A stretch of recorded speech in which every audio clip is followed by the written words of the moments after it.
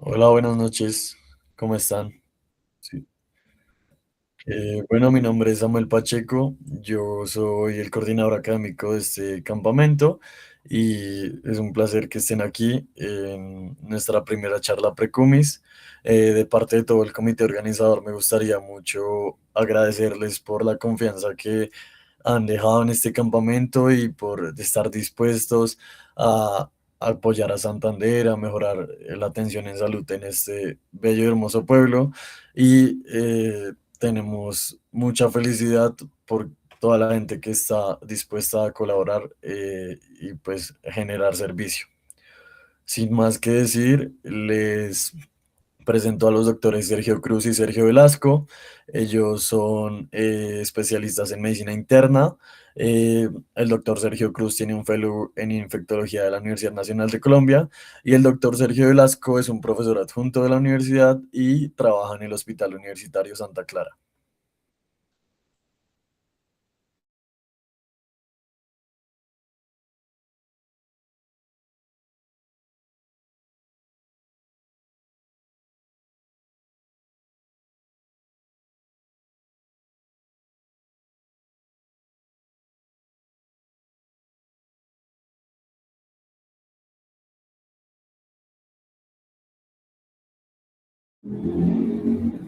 ¿Me escuchan bien?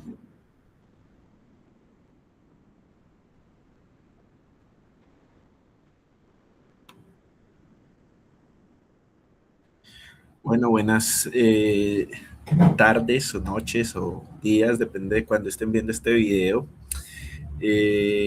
Como me presentó Samuel, pues estamos aquí en pro de la academia. Mi nombre es Sergio Cruz, yo pues soy médico internista de la Universidad Nacional. Tengo una maestría en educación de la Universidad de Antioquia y actualmente soy estudiante de infectología de la Universidad Nacional. Y con el doctor Sergio Velasco, gran amigo, mi jefe de residentes por allá en medicina interna hace algunos años en la Universidad Nacional. Siempre hemos hablado de este tipo de enfermedades que les venimos a hablar, eh, porque pues uno nos gusta, nos apasiona, nos parecen interesantes, y dos, pues son bastante prevalentes en Colombia. Entonces, de ahí la importancia que todos los estudiantes de medicina y todos los de las ciencias de la salud tengan una idea de lo que es el dengue como enfermedad y también pues la enfermedad de Chagas. A mí siempre me gusta iniciar mis charlas con alguna figura distinta a la medicina. Este es un cuadro que está en el Museo del Río Magdalena, que queda en Honda, Tolima. Yo soy tolimense orgullosamente. Y pues digamos que a las orillas de este río, que pues ha sido pues el más importante de todo el país, se han desarrollado pues distintas municipios, ciudades, a lo largo de todo el territorio nacional, y con eso pues han venido algunas enfermedades o han aparecido algunas enfermedades. De ahí que les traiga esta imagen. Ya aparece hasta Santa Fe de Bogotá. Entonces, muy interesante. Entonces, vamos a empezar con un caso clínico. El nombre es Benjamín Rush, tiene 35 años, es agricultor, natural y procedente de Mariquita y vive solo. El motivo de consulta es fiebre y cefalea. Entonces, un paciente con un cuadro clínico que inicia 5 días. Es muy importante insistir en la importancia de la temporalidad, ¿no? Consistente en fiebre no cuantificada asociada a mialgias y artralgias, refiere desde hace 3 días cefalea de predominio retroorbitario, y desde hace un día dolor abdominal tipo cólico difuso, un episodio de diarrea y 3 de emesis en 12 horas. Como antecedentes, realmente llama la atención solo un antecedente de apendicectomía en el 2007. Es alérgico a la penicilina aparentemente solo por una prueba cutánea, pero nunca tuvo una reacción más grande. Tóxicos no refiere y familiares la madre con hipertensión y el hermano con hipotiroidismo. La revisión por sistemas no refiere. Y el examen físico de ingreso, una frecuencia cardíaca de 65, respiratoria de 20, una presión arterial de 150, con una media de 66, saturando 95% ambiente, peso de 70 kilos, talla de 1.7 metros. Examen físico, adicionalmente conjuntivas hipercrómicas, mucosa oral seca, recordemos que ha tenido diarrea y emesis, ruidos cardíacos rítmicos sin soplo, ruidos respiratorios sin agregados, abdomen blando, y hay dolor en el hipocondrio derecho, no se palpan megalias, extremidades sin edema y tiene un adecuado llenado capilar. La piel sí muestra algo que lo interpretan como petequias en los miembros inferiores. Entonces, siempre que hablamos de dengue, es fundamental hablar de lo que es el síndrome febril agudo en Colombia, ¿sí? De entrada, uno siempre, pues este es un artículo ya que tiene 7 años, 8 años, pero es bastante interesante. Entonces, el enfoque del síndrome febril agudo inicia descartando malaria dada su morbimortalidad amplia, ¿cierto? Como con gota gruesa. Y uno puede hacer distintos enfoques. Uno de los enfoques que puede hacer es el enfoque sindrómico. ¿A qué llamamos síndrome? Pues ya todos lo sabemos, un conjunto de síntomas y signos que son explicados por varias causas. Digamos que lo que ayuda acá son lo que acompaña la fiebre. Entonces, además de la fiebre, ¿qué más tiene el paciente? Tiene exantema, tiene máculas, pápulas, petequias, púrpuras, vesículas, prurito, y entonces ahí uno ya empieza a pensar en dengue, pero también está el diferencial de rickettsiosis, leptospirosis, chikungunya, sarampión, rubiola, sífilis, entre otras. Compromiso hemorrágico, que el paciente tenga petequias, equimosis, signos de bajo gasto como hipotensión, lipotimias o alteraciones del estado de conciencia, también aparece dengue, muy importante en nuestro país. También está riquecia, leptospira y en los últimos 2 años la fiebre amarilla que ha tomado una importancia relevante en Colombia. Respiratorio, rickettsiosis, leptospirosis, ictericia, fiebre amarilla, leptospira, malaria, adenopatías, toxoplasma virus de Epstein-Barr, citomegalovirus, y en específico nuevamente miren que aparece el dengue, o sea, el dengue es bastante frecuente y puede tener unas manifestaciones desde exantemas, hemorragias hasta inespecífico. Otra de las formas de abordaje de los pacientes con un síndrome febril agudo es teniendo en cuenta el periodo de incubación. ¿Qué es el periodo de incubación? Básicamente desde que el paciente es picado por el vector o es infectado hasta que desarrolla la enfermedad. ¿Por qué nos sirve ese enfoque? Porque hay una población muy grande, por ejemplo, en ciudades como la capital, Bogotá, que se encuentra a 2.600 y no hay transmisión autóctona de estas patologías. Y generalmente muchas personas salen de la ciudad, viajan, y eso nos logra que podamos tener una temporalidad establecida entre cuando salió de Bogotá y volvió a Bogotá para saber cuánto es el tiempo o periodo de incubación que tiene la enfermedad. Eso nos ayuda a también descartar algunas enfermedades. Si el paciente fue, por ejemplo, a Melgar desde Bogotá el día de ayer y volvió el mismo día de ayer y ya hoy tiene fiebre, pues es poco probable que sea dengue porque el tiempo y el periodo de incubación son 3 días y apenas ha pasado un día. Entonces, eso es lo que debemos tener en cuenta cuando hacemos este enfoque. Listo. El virus del dengue, pues, fue descrito ya hace más de 200 años, o pues la enfermedad como tal, descrita ya hace más de 200 años. El virus fue, pues, descubierto en 1940, es una arbovirosis de la familia Flaviviridae. Existen 4 serotipos. Los serotipos básicamente se basan en este dímero E o proteína E, que son proteínas del del virus y que ayuda pues a diferenciar. Digamos que el más temido de todos los tipos o serotipos es el 2 porque es el que más se asocia a enfermedad grave. Es un virus RNA monocatenario, tiene dos vectores, el principal Aedes aegypti, y es endémico en 100 países. 390 millones de personas en el mundo anualmente sufren de estas infecciones. Esto es muy importante, 96 millones de casos clínicamente aparentes. Eso quiere decir pues que no todos los seres humanos que se infectan se manifiestan de la misma manera. De hecho, el virus lo más probable es que cuando le da a una persona más o menos del 50 al 60% es asintomático, solo 96 millones de 390 tienen síntomas.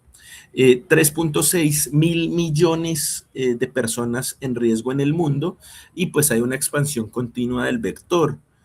Este es el ciclo de transmisión, me pareció bonita la imagen.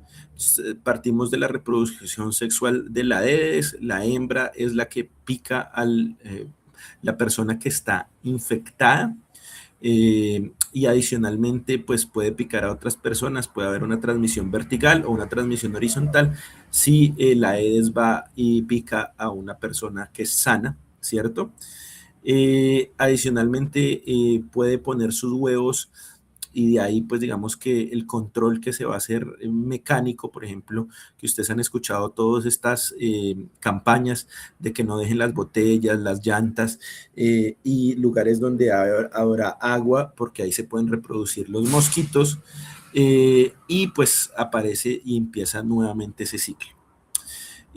¿Por qué hay un aumento de la enfermedad? Uno, la urbanización, ¿sí o no? Entonces, el ser humano, esta es una ciudad, la ciudad de Manaus en Brasil, frontera ahí con el Amazonas, miren, la selva y la ciudad, una estrecha relación, hay que tener eso en cuenta. Dos, el cambio climático, eso hace que pues cada vez el vector se encuentre en puntos más altos. Previamente, cuando yo empecé a estudiar medicina hace ya 15 años, hablábamos de que el vector estaba por debajo de los 2.000 metros sobre el nivel del mar. Hoy en día se habla de que hasta en 2.300, o sea, va aumentando. En unos años probablemente llegue a lugares más altos y eso pues va a ser preocupante por las ciudades que están a esos niveles, ¿sí o no? Y la globalización, los aviones, ¿no? Que viajan de un lado para otro y llevan las enfermedades. La Aedes aegypti, alimentación diurna, varios humanos en un ciclo de alimentación, o sea, él pica, la persona se da cuenta, espanta el mosquito va y pica a la otra persona. Varias pues, personas en su ciclo de alimentación. Otro vector, Aedes albopictus, es menos eficiente que Aedes aegypti, está más distribuido geográficamente hablando, pero no es tan bueno distribuyendo o pues diseminando la enfermedad como Aedes aegypti. Hablando un poco de fisiopatología, entonces pues digamos que partimos de la picadura del mosquito, de la Aedes aegypti, la entrada de los viriones y pues todas estas células del sistema inmune innato, macrófagos, células dendríticas, que van a permitir la entrada de los viriones a su citoplasma, luego van a viajar a los nódulos linfáticos. Todo este transporte a los nódulos linfáticos es con el objetivo de generar un sistema inmune pues adaptativo frente a la enfermedad, ¿cierto? Y adicionalmente pues ahí sabemos que una lesión de órgano mediada por las citoquinas inmunes proinflamatorias como TNF-alfa, interferón gamma, y adicionalmente, pues nuestro sistema inmune siempre yo digo que es como un yin y un yang, porque pues si gana la parte proinflamatoria, vamos a tener problemas. Eso va a llevar a pues una respuesta inflamatoria pues sostenida y compleja. Entonces pues también se produce unas interleuquinas antiinflamatorias como interleuquina 10. Adicionalmente, pues puede haber desbalances en factores angiogénicos y daño pues del sistema endotelial. NS1, que es una de las proteínas más importantes del dengue, pues nos sirve también para el diagnóstico, está relacionada también con ese daño endotelial de manera directa. Cuando uno revisa también la fisiopatología es muy interesante porque como factor de riesgo para una enfermedad grave está que ya hayan tenido la infección. A uno en general le puede dar la infección 4 veces. 4 veces puede tener la infección, dependiendo de cada uno de los 4 serotipos que yo les comentaba que existen. Esos 4 serotipos me van a dar inmunidad a ese serotipo como tal. Si me da el serotipo 1, ya no me puede dar más serotipo 1, pero me puede dar 2, 3 y 4.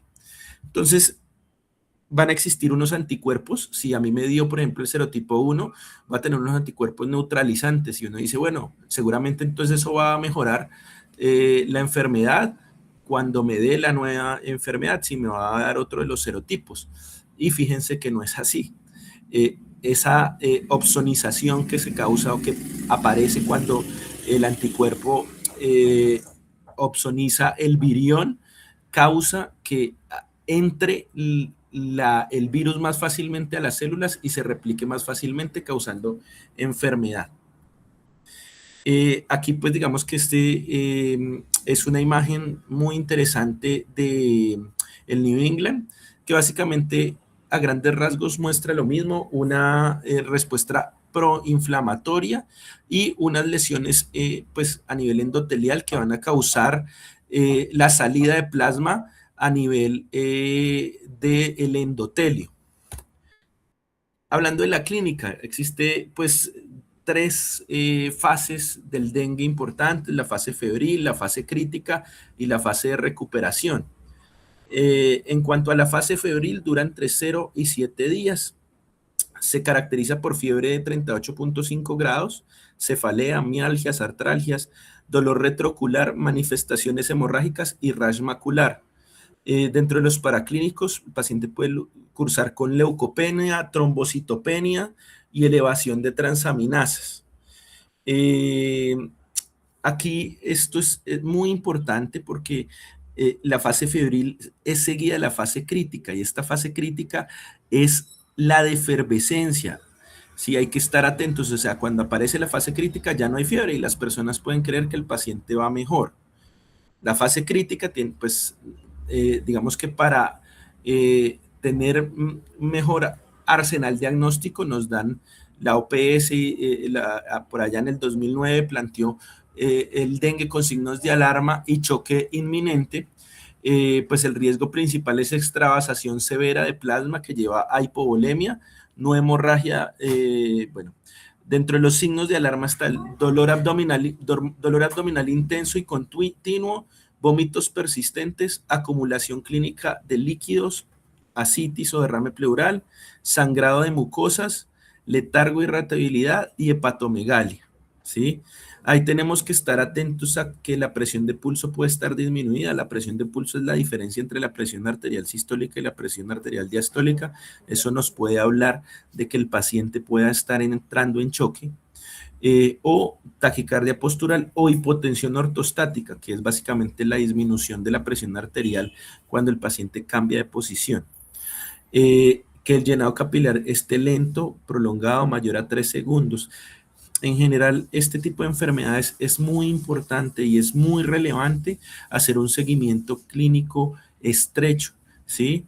Estén donde estén. Si están en un primer nivel, pues fíjense que yo puedo seguir la presión arterial, puedo seguir, ver si el paciente tiene taquicardia con los cambios de posición o hipotensión con los cambios de posición, puedo ver el llenado capilar. Son cosas clínicas que no necesito tener los estudios de última tecnología que tienen en la Santa Fe. Se pueden hacer en cualquier primer o segundo nivel, muchachos, y es muy importante que lo tengamos en cuenta. Ya la fase de recuperación, mejoría de las manifestaciones hemorrágicas, del compromiso endotelial, hay estabilidad de los signos vitales y pueden haber manifestaciones como el rash conocido en dengue, que es el mar rojo con islas blancas, como pueden ver acá en esta imagen. Paciente para clínicos pues, de ingreso es nuestro paciente, tiene un hemograma con leucos de 3.500, neutrófilos de 2.000, linfocitos de 1.200, hemoglobina de 12, plaquetas de 95.000, transaminasas en 250 y 180, BUN en 22, creatinina en 1 y test de torniquete negativo. El test de torniquete básicamente es que ustedes ponen el manguito del tensiómetro a la presión arterial media del paciente por 5 minutos. Y en el antebrazo, en la región anterior, hacen un cuadrito de 2.5 por 2.5 centímetros. Dejan el manguito por 5 minutos y van a ver si el paciente tiene más de 20 petequias en el cuadrito de 2.5 por 2.5, es una prueba positiva. Si no tiene más de 20, pues es una prueba negativa. Tiene una sensibilidad relativamente mala, solo el 33%, y una especificidad alrededor del 70%. Entonces, si es positiva, uno puede decir y pensar que, bueno, el paciente tiene la enfermedad. Si es negativa, no la puedo descartar. El diagnóstico, pues, va a depender del tiempo.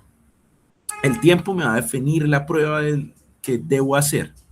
Del día 1 al día 5, o sea, la fase febril, el paciente está virémico. Entonces hay que buscar el virus. ¿Cómo buscamos el virus? Con el antígeno NS1 o haciendo PCR, que es menos común que tengamos PCR.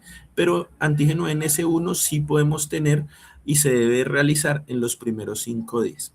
Si el paciente llega después del 5.º día, puedo realizar una serología IgM e IgG contra dengue, ¿sí? Tengan en cuenta eso. Pues si estoy en el día 7, pues no espero encontrar el NS1 positivo, pero si el IgM positivo. Si estoy en el día 3 o 4, pues espero encontrar el NS1 y no es el momento de solicitar el IgM contra dengue. Nuestro paciente se le realizó la prueba de NS1 para dengue y fue positiva. Y aparece pues la clasificación.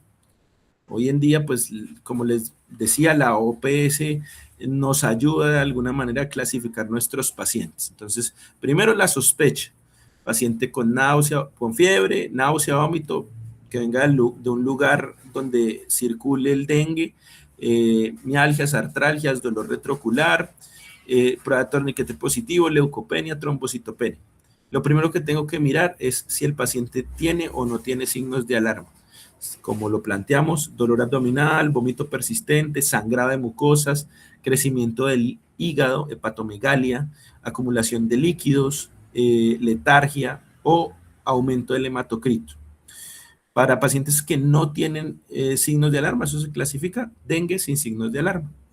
Posteriormente, pues, si tenemos signos de alarma, el paciente es un dengue con signos de alarma. Y si tengo algunos hallazgos que me hablen de sangrado severo, alteración de órgano blanco, pues de órgano severo, o pues el síndrome de choque, pues en esos casos, pues tendré un dengue antiguamente llamado pues hemorrágico, ¿cierto? O dengue pues con choque, ¿cierto? ¿Para qué nos sirve esta clasificación? Básicamente, el primer grupo sin signos de alarma lo clasificamos del grupo A. El segundo grupo, que es con signos de alarma, en el grupo B2. Si el paciente no tiene signos de alarma, pero presenta alguna de estas características, embarazo, mayores de 65 años, hipertensión, diabetes, entre otras, se llaman grupo B1. Y finalmente el grupo C, que es el dengue grave, que es el que llamamos con choque. ¿Para qué nos sirve esto? Para el manejo. El grupo C para el manejo en UCI, el grupo B1 y B2 en hospitalización y el grupo A en casa. Y pues cuando clasificamos estos pacientes podemos definir cómo lo vamos a manejar de acuerdo a si es A, B1, B2 o C. Entonces, ¿cómo clasificamos aquí? Muy importante el choque en dengue.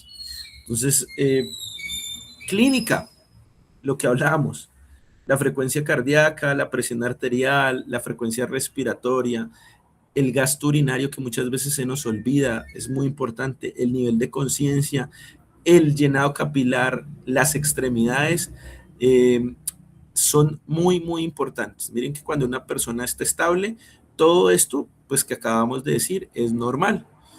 Ya cuando empiezan a aparecer choques, eh, grado 3 o prolongado y profuso, que es grado 4, eh, empieza a aparecer la taquicardia, empieza a aparecer la hipotensión postural, que era lo que les comentaba de la hipotensión ortostática, empieza a aparecer taquipnea, empieza a reducirse el gasto urinario y el nivel de conciencia, el llenado capilar aumentado, las extremidades frías. Entonces, todo esto es clínico. ¿Y cuál es el tratamiento? El del grupo A, reposo, hidratación, líquidos orales abundantes, control sintomático, acetaminofén, dipirona, pues en general acetaminofén, educación al paciente, fundamental. Hey, tienes que estar atento, si sangras, si tienes dolor abdominal, tienes que volver por urgencias. Explicarle al paciente, a veces se nos olvida que los signos de alarma son muy importantes. Explicarle que se le recomienda no usar AINES como ibuprofeno, naproxeno por el riesgo de sangrado, igual que la aspirina y los corticoides. Este es el algoritmo que recomienda la OPS en el grupo A y el B1, ¿cierto? Entonces, el A básicamente es tratamiento en el hogar, reposo, líquidos orales, manejo sintomático, el monitoreo juicioso y estar atento a los signos de alarma. Y el grupo B1, es decir, paciente que no tiene signos de alarma, pero tiene comorbilidades que vimos en esa lista inicialmente, se puede dar tratamiento intrahospitalario y seguimiento y vigilancia en la hospitalización, básicamente con los mismos cuidados en estos pacientes. El mismo algoritmo, pero ya de B2, es decir, con pacientes con signos de alarma. Si el paciente no tiene comorbilidades o es adulto mayor, la recomendación de la OPS es cristaloides, 10 mililitros por kilo en una hora, y reevaluar. Miren que siempre reevalúan al paciente y la reevaluación es clínica. Entonces, cada vez que yo ajusto los líquidos, debo reevaluar a mi paciente, reevaluar a mi paciente. Muy importante estar reevaluando a mi paciente. El paciente, el seguimiento es fundamental. Entonces, en estos casos del grupo B2, ellos consideran en pacientes que no tienen comorbilidad o no son adultos mayores, solución salina a 10 mililitros por kilo en una hora. Si hay mejoría clínica, ¿qué es mejoría clínica? Desaparición progresiva de los signos de alarma, mejoría del dolor abdominal, remisión progresiva de los signos de la sintomatología general, una diuresis normal o aumentada, que los signos vitales estén mejor, que haya una disminución del hematocrito o que se mantenga estable y que el paciente empiece a tolerar la vía oral y a recuperar el apetito. Eso es que haya mejoría clínica. Voy disminuyendo los líquidos de manera secuencial a 5 a 7 mililitros kilo hora y continúa 2 a 4 horas y monitorizo al paciente, revalúo, hay mejoría, disminuyo nuevamente el flujo de líquidos, hay mejoría, disminuyo el flujo de líquidos. Si no hay mejoría, ellos indican o dan como recomendación repetir segunda carga de líquidos de 10 mililitros por kilo en una hora, reevaluar, máximo 3 cargas y en caso tal de que no haya mejoría, clasificar al paciente como dengue grave. Tenemos que tener en cuenta pues que no todos nuestros pacientes son sanos, jóvenes, que van a ser tolerantes a los líquidos y pues por eso pues da esta recomendación que es básicamente lo mismo que la recomendación anterior con la mitad de los flujos de líquidos que planteaban en la anterior. Esto es para el grupo de pacientes con signos de alarma y comorbilidades o adultos mayores. ¿Listo? Y finalmente, los pacientes con choque hipovolémico por dengue grave. Miren que comorbilidades, embarazadas o alto mayor, ellos dan la recomendación de que sea individualizado el manejo. Aquí se pone un poco más difícil, es más complejo este manejo en este contexto de pacientes comórbidos. Y en el contexto de que no tenga comorbilidades, el uso de líquidos pues es mayor comparado con los que vimos los algoritmos anteriores, 20 cc por kilo, luego 10 cc por kilo, 5 a 7, 3 a 5 y 2 a 4 si hay mejoría clínica. La clínica, remisión de signos, mejoría clínica, remisión de los signos de choque, signos vitales estables, diuresis normal o aumentada y disminución del hematocrito. Digamos que esto es muy como una receta de cocina, diríamos. Es muy importante adherirnos a esto, pero pues cada vez surge más información, se vienen usando algunas estrategias que nos ayudan a ver si el paciente va a responderme a líquidos o es tolerante a líquidos, porque los líquidos, y aquí una cosa muy importante, son medicamentos. Y los medicamentos tienen reacciones adversas a los medicamentos.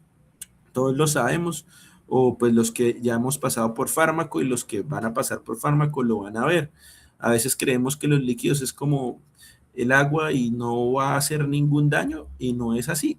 Entonces es muy importante que tenemos algunas estrategias como el POCUS, que es la ecografía a la cabecera del paciente, usar ciertas estrategias como el VEXUS, que ahorita vamos a discutir seguramente un poco con el doctor Velasco, para evaluar en estos pacientes si es necesario el uso de estos líquidos a este volumen, pero digamos que si yo estoy en un lugar, en un primer nivel, me llega mi paciente, yo diagnostico que el paciente tiene un dengue grave, puedo usar esta estrategia. Estoy en todo mi derecho de usar esta estrategia.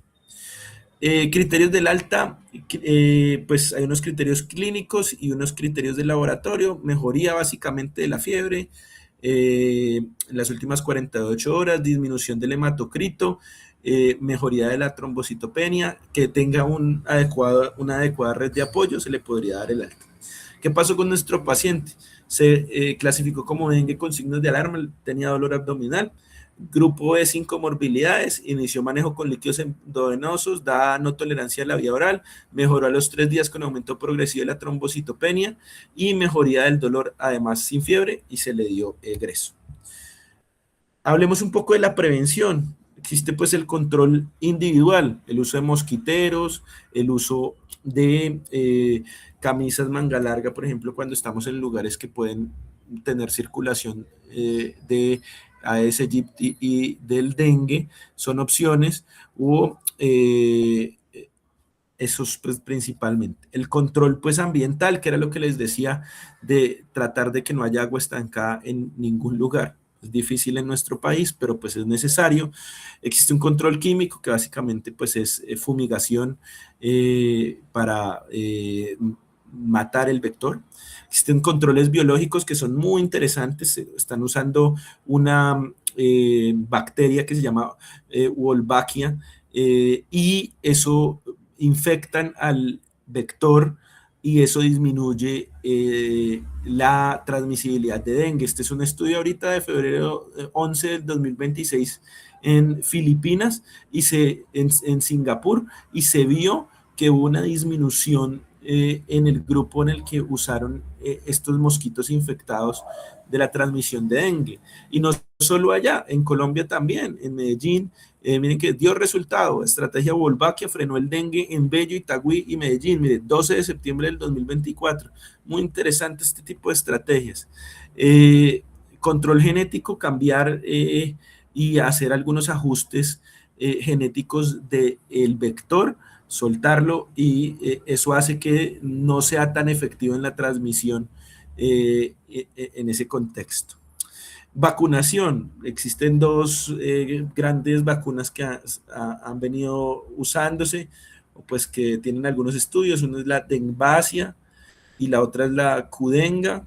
Básicamente tienen un 60 o un 80% de prevención de hospitalización y un 60-90% de prevención del dengue como tal, en general.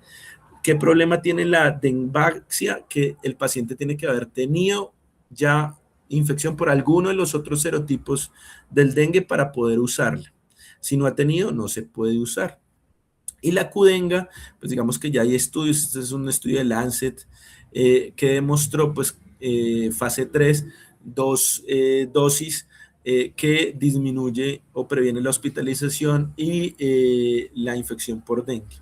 Y en Colombia, desde también febrero del 2026, se vienen aplicando vacunas contra el dengue en niños de 9 años, cuarto grado, en zonas en las que es muy frecuente pues el dengue. Vamos a ver cómo nos va acá, pero pues esperamos que bien en ese piloto que iniciaron y que pues tenga unos buenos resultados. Finalmente, mensajes para llevar a la casa, adherencia a las recomendaciones de la OMS y OPS, ojo con la efervescencia, atentos a los signos de alarma, el manejo pues es sintomático y con los líquidos endovenosos y ojo con los líquidos endovenosos, necesitan manejo con precaución y muchas gracias, básicamente eso era lo que les iba a contar. Listo, doctor, muchas gracias. Entonces, en un minutico ya vamos a pasar a la charla del doctor Sergio Velasco, si nos dan un momento y ya.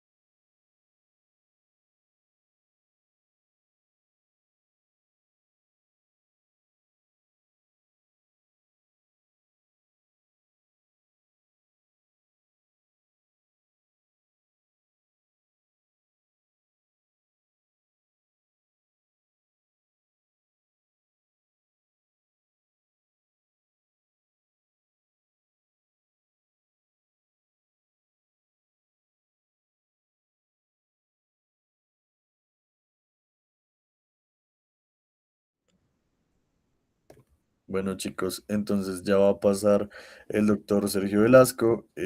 Como les mencioné, él es egresado de la Universidad Nacional y trabaja en el Hospital Universitario de Santa Clara.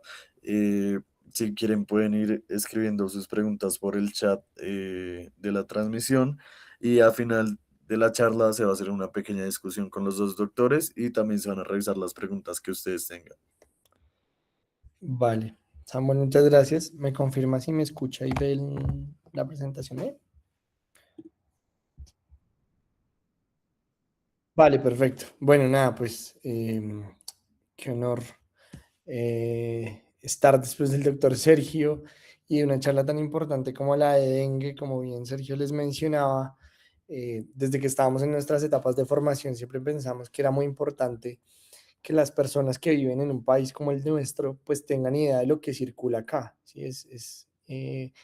No se puede sostener bajo ningún argumento que un médico colombiano no sepa de dengue y este es como otro escenario que también me parece a mí fundamental. Entonces, porque es importante hablar de enfermedad de Chagas. Cuando usted habla de enfermedad de Chagas, uno tiene en la cabeza que las enfermedades tropicales casi que son dos, ¿no? Malaria y dengue, que son como los prototipos de enfermedad que uno piensa cuando está hablando de enfermedad tropical. Sin embargo, cuando ustedes hablan de enfermedad de Chagas, es muy importante que recordemos que la enfermedad de Chagas es la enfermedad desatendida con mayor mortalidad en el mundo. Es decir, la mayor cantidad de muertes prevenibles en una enfermedad transmitida por vectores es definitivamente la enfermedad de Chagas. Aquí ustedes algunos datos de hace algunos años de la Organización Panamericana de la Salud. Miren, casi 120 millones de personas en riesgo de sufrir la enfermedad en las Américas. Y esto es fundamental porque si nosotros entendemos la enfermedad, eventualmente podemos prevenir, detectar y hacer tratamiento enfocado cuando importa. Ustedes ven aquí en este mapa de calor, ¿cierto? La distribución que tiene la enfermedad de Chagas, que es predominantemente desde el sur de los Estados Unidos hasta el norte de Argentina y Chile, como ustedes pueden ver acá. Digamos que esa es la ubicación perdón, actual que tiene el vector y por lo tanto las áreas de circulación. Ustedes ven Colombia, por supuesto, en este mapa de calor, es un gran representante de la circulación de enfermedad de Chagas. Y es importante porque los pacientes van a fallecer o van a tener escenarios de discapacidad severa asociados a enfermedad cerebrovascular. Y esto, pues digamos que no tenemos en la cabeza o no pensamos tanto en la circulación, pues digamos, de este patógeno. Esto es una infografía que hizo el Ministerio de Salud ya hace un tiempo. Miren, en promedio, más o menos 500.000 personas pueden estar, ¿cierto?, cursando con enfermedad de Chagas en diferentes estadios, y estos 130.000 pues van a tener su forma de presentación crónica que corresponde a la cardiopatía chagásica, lo cual representa una gran carga para el sistema de salud, y casi que cualquier médico en Colombia en algún momento de su vida pues se va a enfrentar a la enfermedad de Chagas. Y digamos que yo no me voy a detener tanto como en la parte de la biología del parásito, pero sí hay algunas cosas que son importantes entenderlas, y es que esta enfermedad, pues que es transmitida por vectores, básicamente en su mayoría va a estar ligada a los, digamos, insectos del género Triatomino, dentro de los cuales tenemos varios representantes para el país, puntualmente algunas especies de Rhodnius y algunos de Triatominos, que, digamos, circulan en algunas áreas que están rurales, donde el vector eventualmente tiene círculos o sitios de circulación peridomiciliario, o eventualmente el vector está completamente domiciliado en algunas casas, particularmente en algunas superficies, como en algunos de nuestros sectores rurales, por ejemplo, hechas de materiales como el bareque y los techos de paja. Entonces, básicamente lo que vamos a tener es un vector, y ese vector inicialmente lo que vamos a tener es que es un vector hematófago. Ese vector hematófago, ¿cierto?, va a estar infectado por el vector, particularmente la forma epimastigote, que se replica en el intestino medio del parásito, y estos epimastigotes nuevamente se diferencian dentro del parásito y permiten que cuando el parásito nuevamente se va a alimentar, en este caso de un mamífero, que es, digamos, dentro de los cuales el humano pues es solamente uno de los muchos que pueden estar, lo que va a hacer es que se va a alimentar y al tiempo va a defecar. Y en las heces del parásito pues vamos a tener la forma infectante que corresponde a los tripomastigotes. Este parásito se va a autoinocular, ¿cierto?, en esas superficies donde se comprometen las membranas, donde se comprometen las barreras cutáneas, y va a entrar al torrente sanguíneo. La otra forma en la que puede hacerlo eventualmente es a través de las mucosas, particularmente las mucosas de los ojos, ¿cierto? Entonces, básicamente, una vez el tripomastigote ingresa, es capaz de invadir casi que cualquier célula nucleada. Están descritas casi todas las células en cultivos, al menos in vitro, como blancos potenciales del parásito.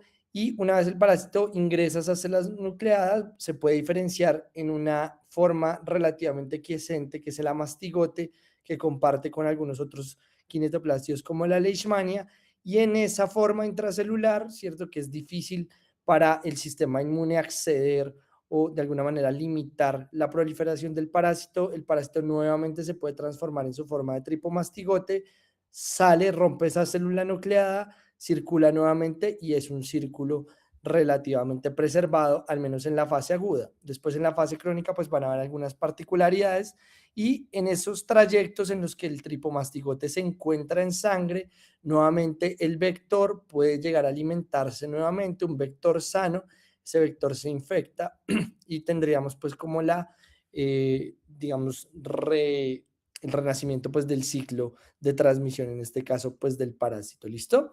Entonces, básicamente yo partí esta charla, o quise enfocar esta charla en hablar de Chagas agudo, y la razón por la cual quiero hablar de Chagas agudo es que la fase crónica es una fase que nosotros vemos con mucha más frecuencia, sobre la cual tenemos de pronto un poco más de tiempo para actuar, y de pronto estamos un poco más sensibilizados.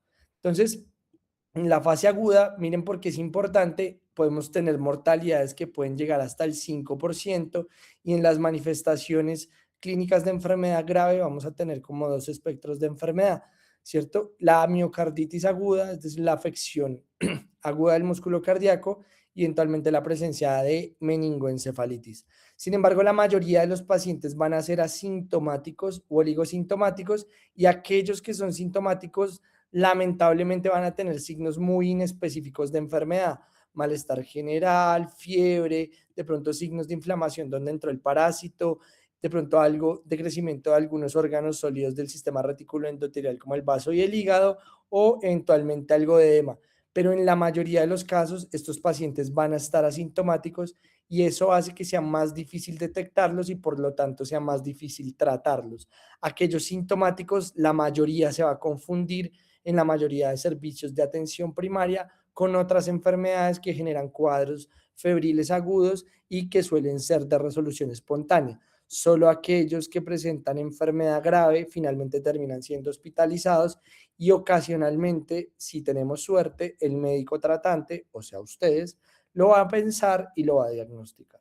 Luego vamos a tener la fase crónica, dentro de la cual vamos a tener una fase indeterminada, es decir, pacientes que están infectados, tienen serologías positivos, pero finalmente nunca desarrollan clínica de enfermedad, o el grupo que va a presentar formas de enfermedad dependiendo del tipo de parásito que yo tenga, formas cardíacas, formas digestivas o eventualmente formas mixtas. Para Colombia, en general, vamos a tener formas de presentación cardíacas.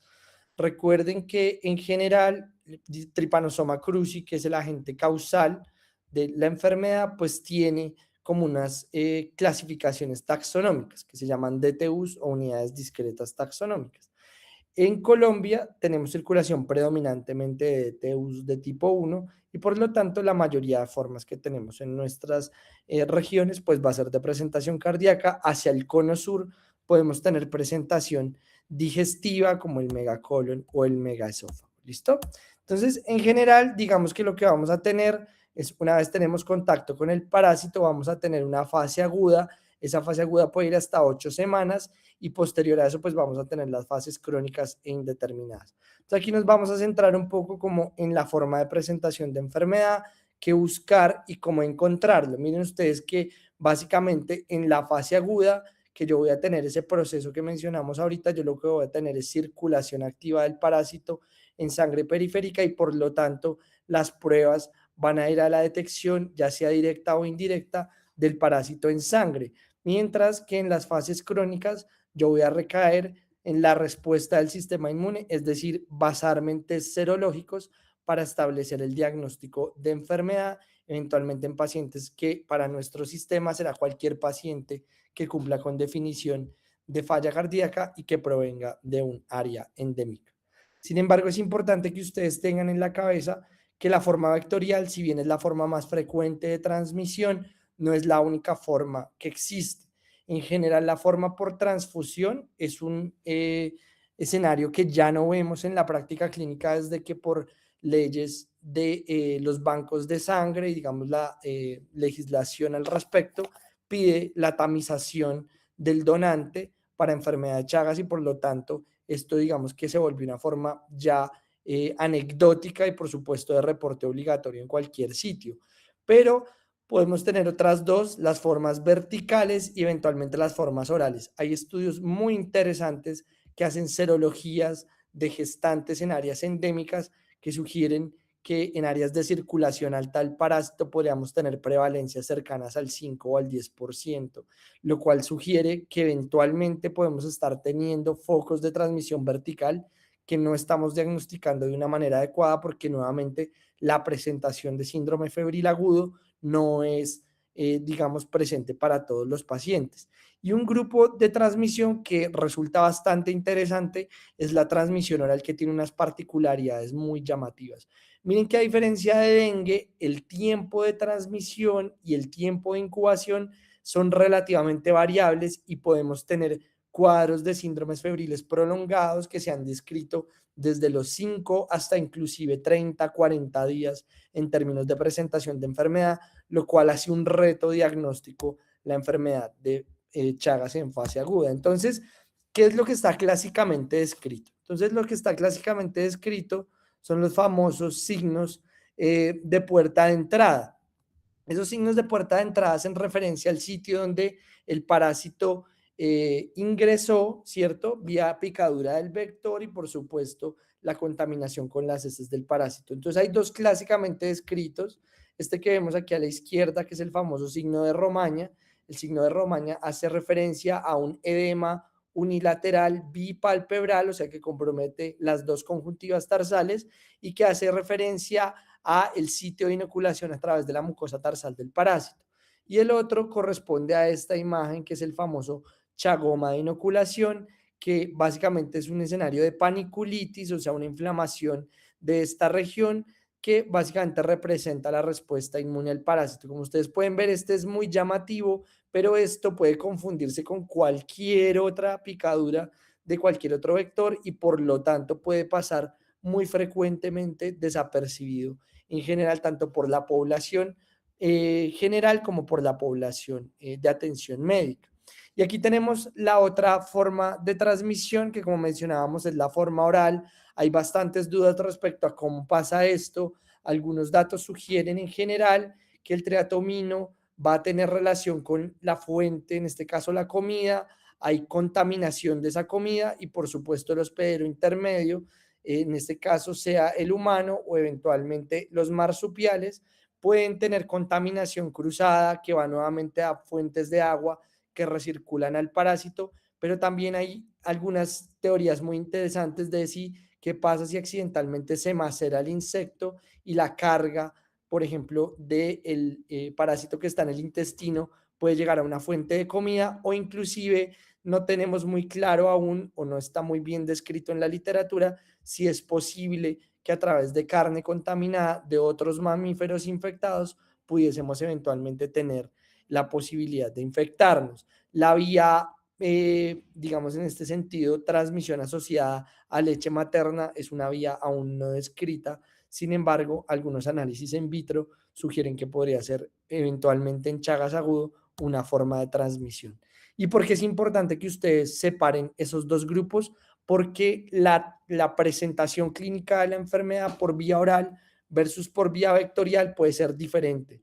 Miren que cuando yo tengo el vector, usualmente son casos aislados y que progresan frecuentemente a pacientes oligosintomáticos y que terminan cronificándose. No siempre hay fiebre, los signos de inoculación están presentes, pero miren que la presentación clínica es inusual y cuando está presente suele estar en extremos de la vida.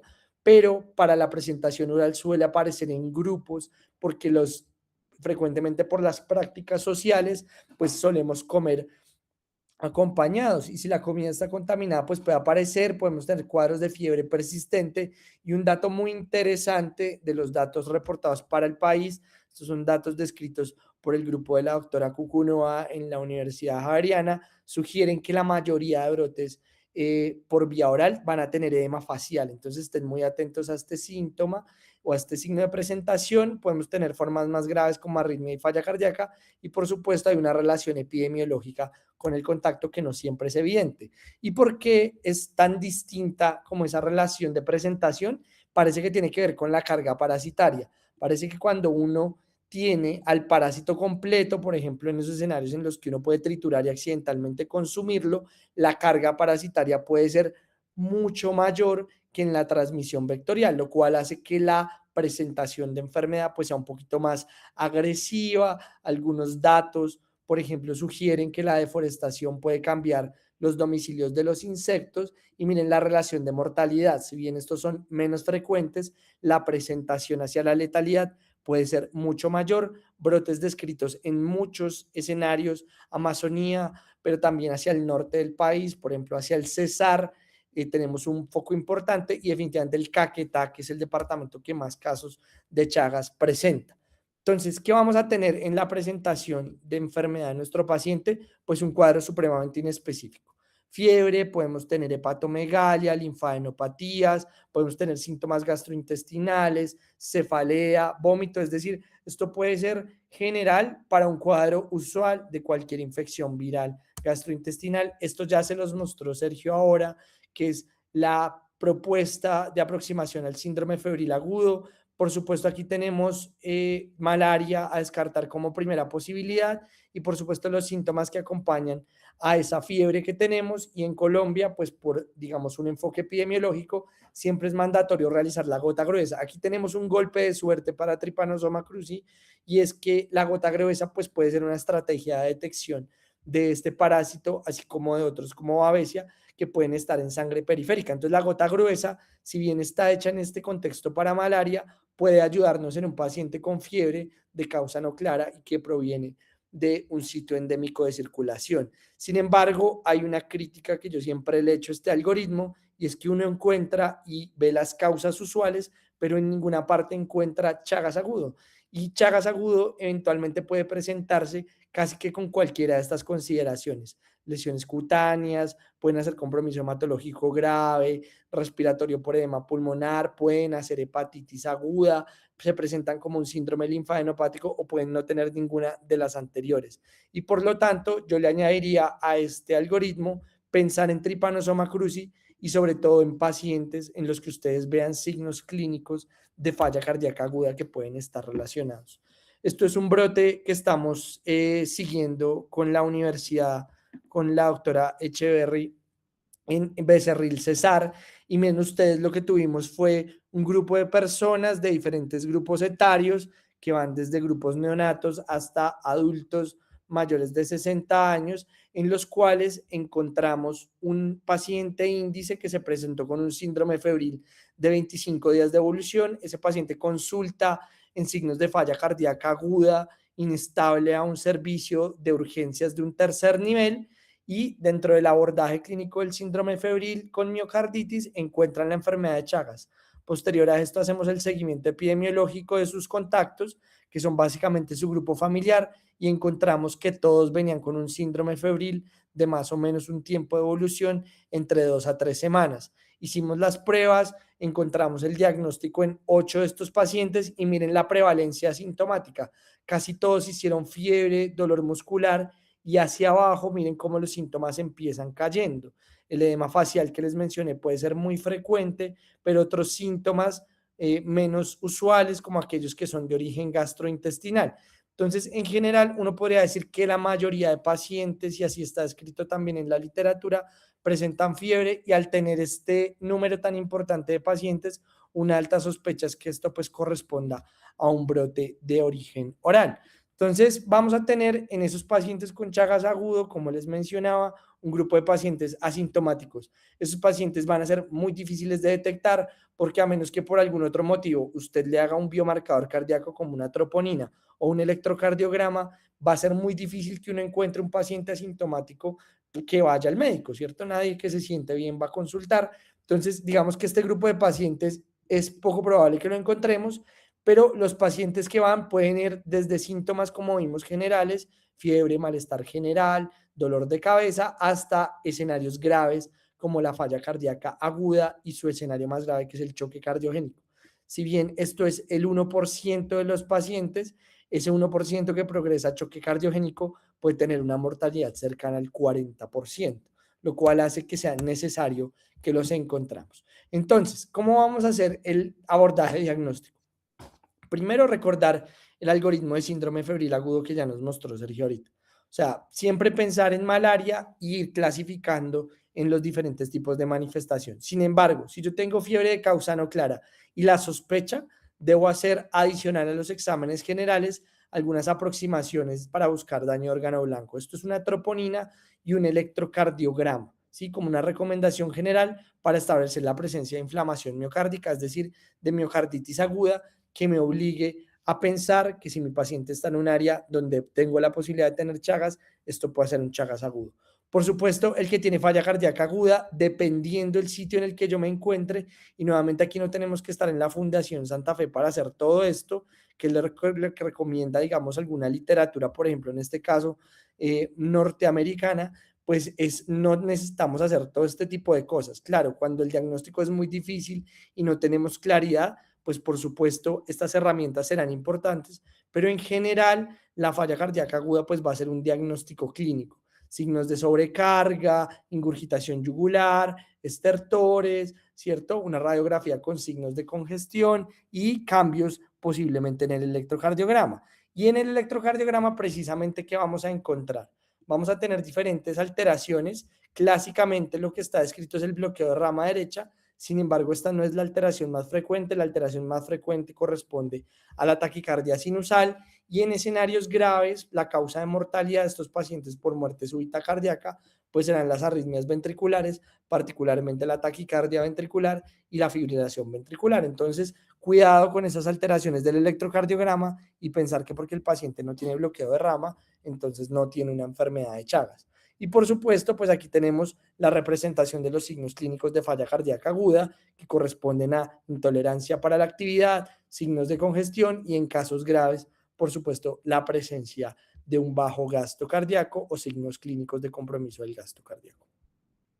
Entonces, ¿cómo lo vamos a diagnosticar? Como dijimos que el parásito está circulando en sangre periférica, básicamente lo que vamos a tratar de encontrarlo es ver ese parásito en la sangre periférica. Vamos a tener varias formas de hacerlo y vamos a arrancar con los métodos directos. ¿Qué es un método directo? Pues que yo hago una prueba de laboratorio y básicamente puedo detectar, ver al parásito en el microscopio o detectarlo, ¿cierto? De una manera un poco más exacta. Entonces, lo primero es podemos hacer detección en fresco. También podemos hacer estas pruebas, ¿cierto? Que tienen que ver con concentración. Es decir, básicamente lo que vamos a hacer es por microcapilaridad, vamos a sacar la sangre del paciente, a ponerla en un capilar, vamos a centrifugar esa sangre, eso va a concentrar, ¿cierto? Las zonas que tienen mayor carga de peso. Entonces, en esas zonas pues podemos encontrar el parásito, eso se extiende en una lámina y se examina para la búsqueda del mismo, para buscar los tripomastigotes que tenemos ahí. Por supuesto, este será nuestro examen más importante, y es que en la mayoría de sitios lo que vamos a tener es la probabilidad de hacer una gota gruesa. Recuerden que esto requiere entrenamiento. Cuando ustedes estén en sus áreas de desempeño, en áreas de ruralidad, pregúntense si su personal es un personal que sabe leer gota gruesa. Si no, hay que hacer el esfuerzo de entrenarse, porque esta puede ser la clave. Podríamos tener eventualmente otras formas de hacerlo, ¿cierto? Como métodos indirectos. Esos métodos indirectos implican particularmente la realización de pruebas como la proteína en reacción de cadena de polimerasa, perdón, para detectar básicamente material genético del parásito. Esto lastimosamente solamente se hace en algunos laboratorios de referencia como en el Instituto Nacional de Salud o en algunos laboratorios de investigación, por ejemplo, en las universidades. Igual que los hemocultivos, y el senodiagnóstico también está reservado a áreas de investigación, que es básicamente infectar, ¿cierto?, con la sangre de la persona enferma un agente, un mamífero intermediario, y luego recuperar el parásito de la sangre, pues de este intermediario. La otra forma en la que podemos hacerlo es demostrar la seroconversión, es decir, que los títulos de inmunoglobulina cambien. Si yo tengo, ¿cierto?, un título de inmunoglobulina que estaba negativo, si los títulos se hacen positivos hacia futuro, puedo decir que el paciente estaba cursando con una enfermedad aguda. Recuerden siempre confirmar en lo posible con un segundo método, en este caso, por ejemplo, inmunofluorescencia, y si hay disparidad, pueden usar una tercera prueba para hacer el cambio. ¿Listo? Esto es básicamente un resumen de esto que les acabo de mencionar. Entre más parasitemia tengo en la fase aguda, mayor sensibilidad tienen los métodos directos basados en microscopía y los test de amplificación molecular. Pero a medida que la fase aguda cae y el parásito se hace intracelular y queda un poco quiescente, estos métodos pierden dramáticamente sensibilidad y voy a tener que recaer, por supuesto, en los métodos de memoria inmunológica, donde aquí tenemos el umbral para detección, por supuesto, de inmunoglobulina G en esos pacientes. Y una vez ustedes lo diagnostican, pues ¿cómo lo van a tratar? O sea, ¿qué hacemos cuando diagnosticamos un Chaga agudo? Lo primero es reportarlo, ¿cierto? Y vamos a hacer un tratamiento dirigido como en dos ejes. Uno es etiológico y otro es dirigido a las complicaciones. Es decir, uno dirigido al control del parásito y el otro dirigido a las complicaciones. ¿Listo? Acá hay un resumen pequeño de a quién vamos a tratar, y el resumen es: a todo paciente en enfermedad aguda, considerar tratar siempre a los menores de edad y tener una duda razonable de si todo paciente menos de 50 años, aún en escenarios no agudos, se debe tratar. No, pues digamos, no es el objetivo de la charla, pero ya sabemos que tratar pacientes con Chagas crónico definitivamente no sirve y no mejora los desenlaces. Pero estos pacientes sí, miren, enfermedad congénita, todas las formas de Chagas agudo, pacientes, por ejemplo, en los que tenemos otro escenario que es el paciente con infección crónica, pero que se inmunosuprime, llámese VIH, llámese un trasplante, ciertos pacientes pueden volver a tener recirculación, en esos casos hay que volver a tratar, y en las mujeres gestantes, solamente después de la gestación o de completar la gestación, excepto en escenarios donde esto amenace la vida del binomio materno-fetal. ¿Listo? Es donde debemos tratar a estos pacientes. ¿Listo? ¿Y cómo los vamos a tratar? Pues tenemos básicamente dos formas, dos medicamentos, el benzodiazol y el nifurtimox. Las dosis son estas, básicamente 2 tomas diarias de 5 a 10 miligramos por kilo día, independiente del grupo de edad, por básicamente 60 días.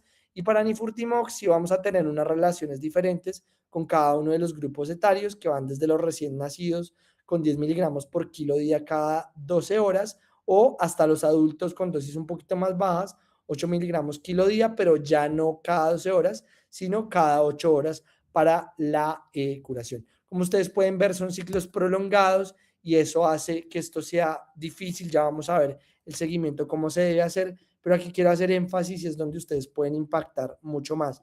Si ustedes detectan una persona con Chagas agudo, el siguiente paso, casi que por reflejo, tiene que ser ir con su grupo de epidemiología local, su secretaría local de salud, su grupo de trabajo, a ver qué pueden hacer para mejorar el control vectorial.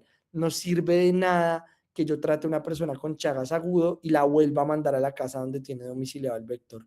Si ustedes no hacen un esfuerzo de salud pública en el control vectorial, nunca vamos a lograr que esta enfermedad pues pueda mejorar, porque el medicamento hace una parte, pero el resto tiene que ver con controles de salud pública.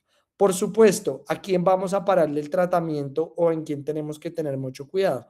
Pacientes que tengan enfermedad renal crónica o desarrollen lesión renal aguda durante el curso de enfermedad. Pacientes con hepatopatía avanzada, estos medicamentos son supremamente hepatotóxicos, y pacientes con compromiso del sistema nervioso, particularmente el sistema nervioso periférico, pues son muy tóxicos. ¿Cómo debemos monitorear a estos pacientes? Nos recomiendan las guías del Ministerio de Salud. Cada 2 semanas estos pacientes deben acudir para monitoreo hospitalario y valoración, o eventualmente por grupos de brigadas domiciliarias en las que se evalúe aparición de lesiones en piel, nuevos síntomas digestivos, ya sean signos de neurotoxicidad central o periférica, y deben tener un hemograma, unas transaminasas, unas pruebas de función renal y un uroanálisis para determinar en qué momento se debe suspender la terapia.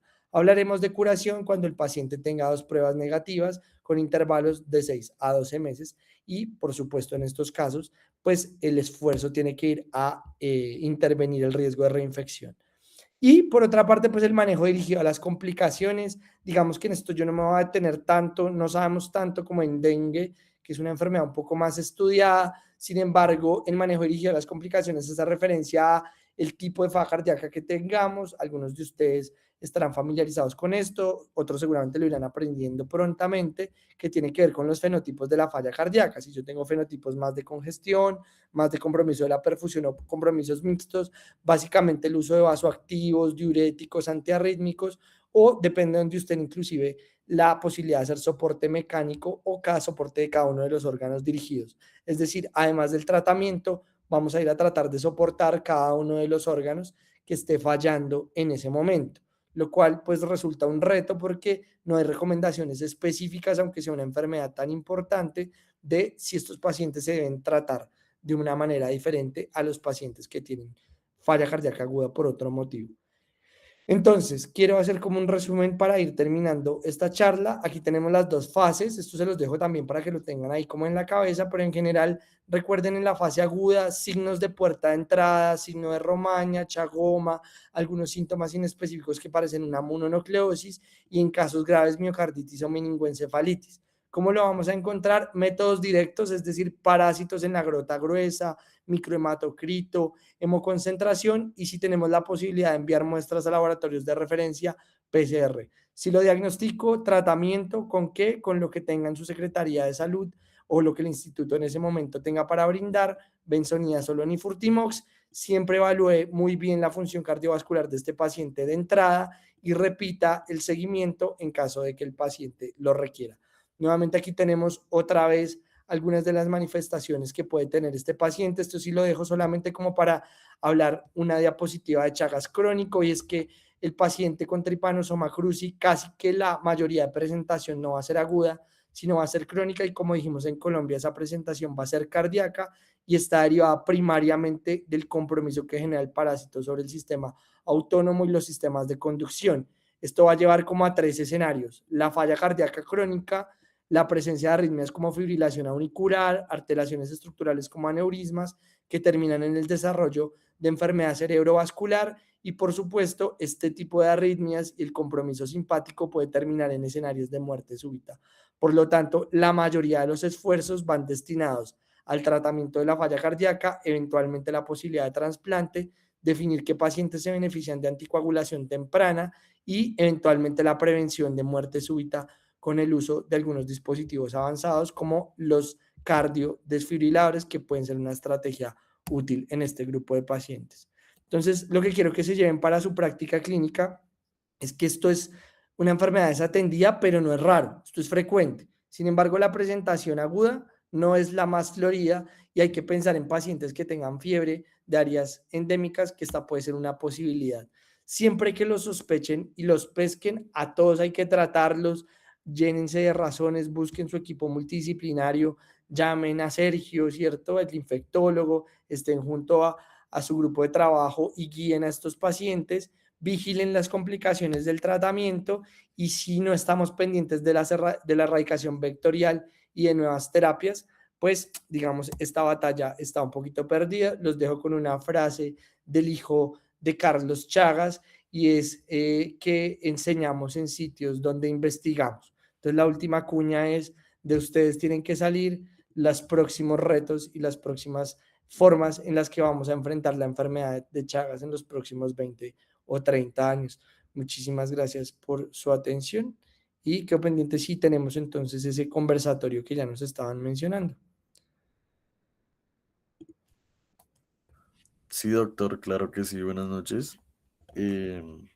Si quieren, por favor, digan la palabra más clave o más importante que piensa usted que puede resumir un poco la charla, por favor, para que la gente lo tenga en cuenta a la hora de llenar el forms, que ya después de la discusión que van a tener ustedes, se los mostraremos, o bueno, lo compartiremos. O sea, dices tú una palabra en la que yo resuma la frase. Tiene que ser una palabra, ¿sí? Sí, una palabra, una frase corta que resuma la ponencia. Yo creo que para Chagas sería sospechar y tratar siempre en fase aguda. Sí, ese sería como el resumen. Perfecto, sospechar y tratar siempre. Listo. No sé si Sergio está por ahí. Sí, claro. No, pues para dengue sería que el dengue es la primera causa de síndrome febril agudo tropical, pues de síndrome febril agudo tropical en Colombia. Perfecto, perfecto, muchas gracias.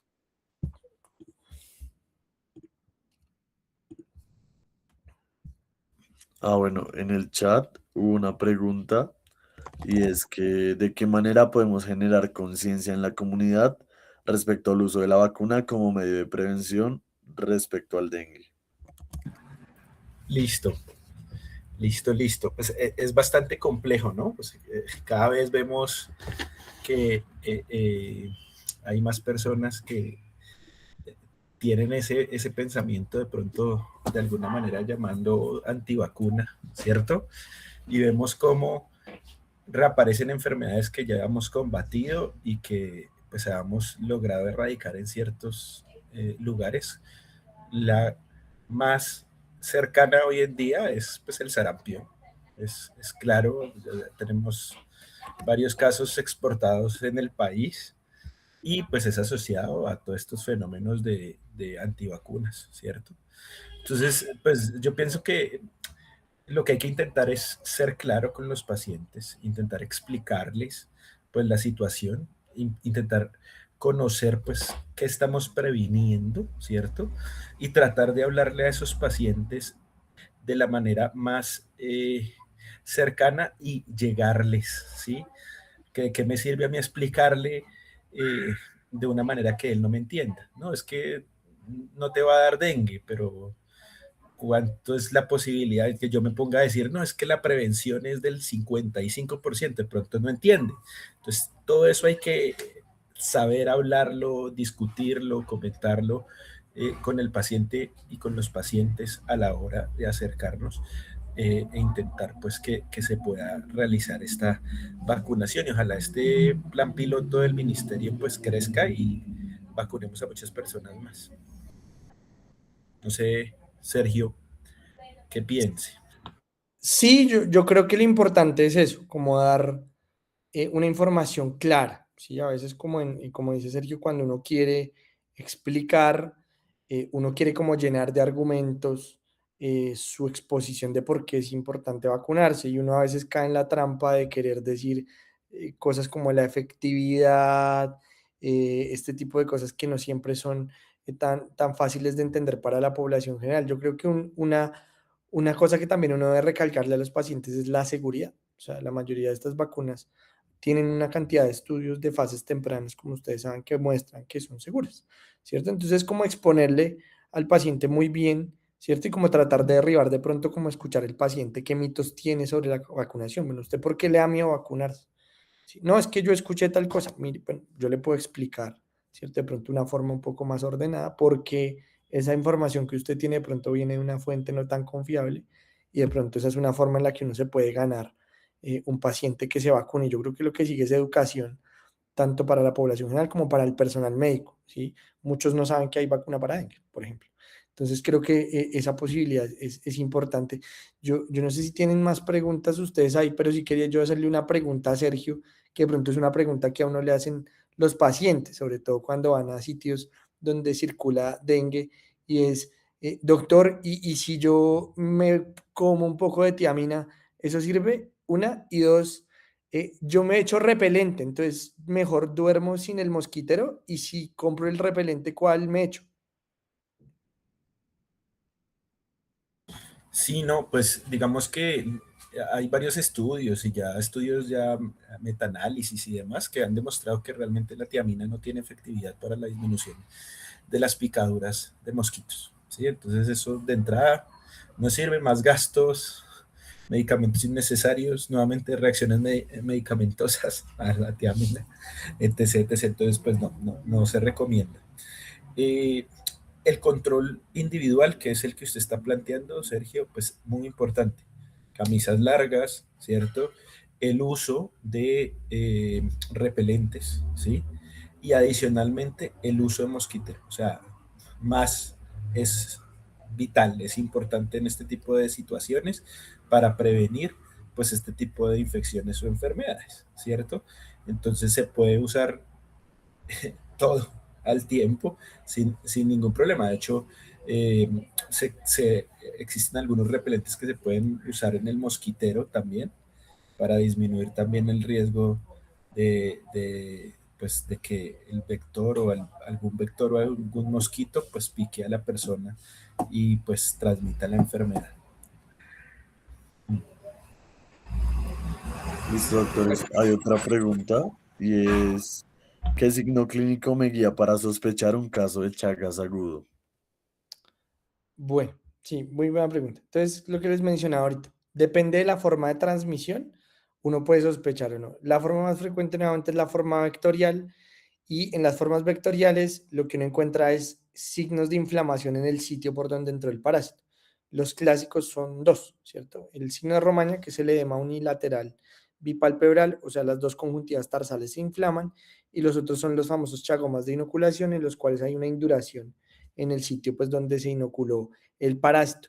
Sin embargo, aparte del signo de Romaña, que a veces se confunde mucho con una celulitis, o sea, a veces lo ve uno, el paciente ingresa con eso y lo diagnostican es con una celulitis periorbitaria. Recuerden que usualmente es un paciente que tiene ese signo y que inicialmente no tiene otros signos muy evidentes de rubor y calor que son más delimitables, como en el caso de la celulitis, que puede ser de pronto una manifestación que ustedes pueden tener ahí en cuenta. Ahora, en cuanto al oral, es muy difícil porque el paciente oral, como entra por la vía gastrointestinal, no tiene un sitio o una forma de definir muy puntualmente un signo de, digamos, asociado. Ahora lo que uno encuentra es usualmente pacientes oligosintomáticos o con síndromes febriles de causa inespecífica. Y en los que se ponen malos, lo que uno encuentra usualmente son signos de miocarditis aguda, ¿sí? Dolor torácico, disnea, intolerancia al ejercicio, síndrome hematoso y en casos más graves, eventualmente pueden encontrar la presencia de choque, que a veces es difícil porque no quiere decir que las otras enfermedades no lo causen, ¿sí? Es decir, uno puede tener falla cardíaca por malaria, puede tener miocarditis por dengue, ¿sí? Entonces, eso hace que a veces sea un reto y por eso les digo que el truco tal vez es sospecharlo. O sea, un paciente en Colombia que tenga miocarditis más fiebre, es obligatorio descartar enfermedad de Chagas aguda. Listo, doctores, muchas gracias. Creo que ya no hay más preguntas, entonces les agradezco de corazón por la charla y ahora mismo voy a presentar el Forms de asistencia para esta primera ponencia. Por favor, los asistentes, para términos de practicidad, la palabra clave eh, será tratar fase aguda o tratar la fase aguda. Entonces, me confirman si ahí se está viendo, por favor. Entonces ahí les dejo, vamos a dar unos 2, 3 minuticos para que escaneen el código QR. Si no lo pueden escanear, también pueden acceder al link y ya nos veríamos mañana.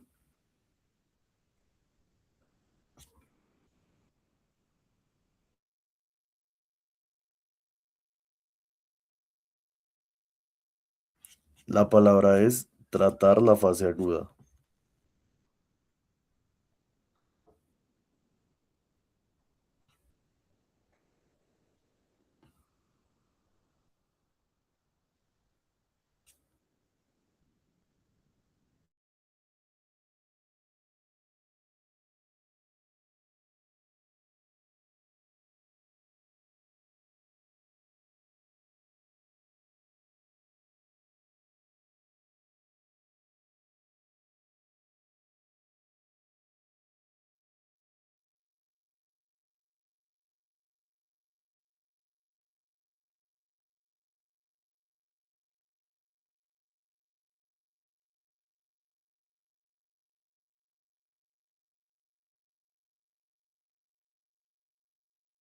Bueno, voy a volver a repetir la palabra. La palabra clave es tratar la fase aguda.